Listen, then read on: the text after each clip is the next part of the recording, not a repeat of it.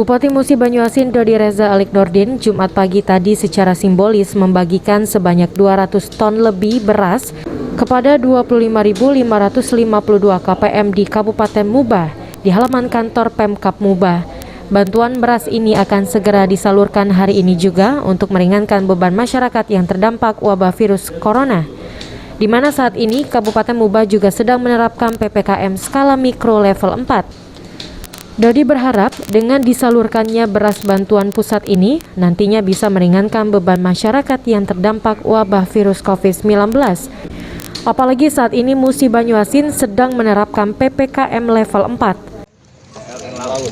Kota Sekayu. Mudah-mudahan bermanfaat ya. Sehat-sehat, sabar-sabar ya. Oh, jadi ini juga.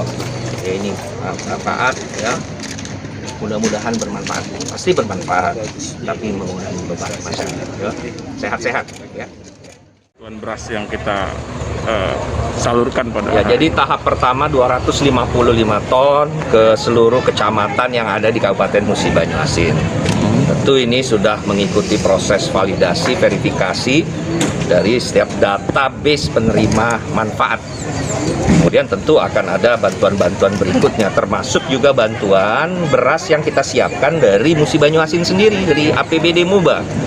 Ya, ini sudah saya perintahkan ada sekitar 10 ton tahap pertama untuk kita sebar. Jadi walaupun ini sudah dapat, tetapi ada beberapa yang belum kebagian beras cadangan Musi Banyuasin itu yang akan kita bagikan. Termasuk bantuan-bantuan sosial lainnya yang memang sejak tahun lalu pun kita sudah melakukannya, sehingga refocusing anggaran.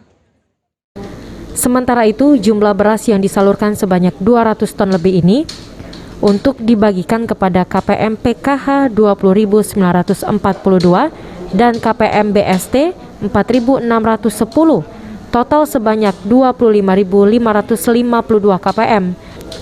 Sehingga masing-masing KPM mendapatkan 10 kg dan akan segera didistribusikan sesuai prosedur secara nama dan alamat yang akan ikut diawasi pihak kecamatan dan pemerintah desa setempat, dan secara merata akan dibagikan ke 15 kecamatan dalam wilayah Kabupaten Musi Banyuasin.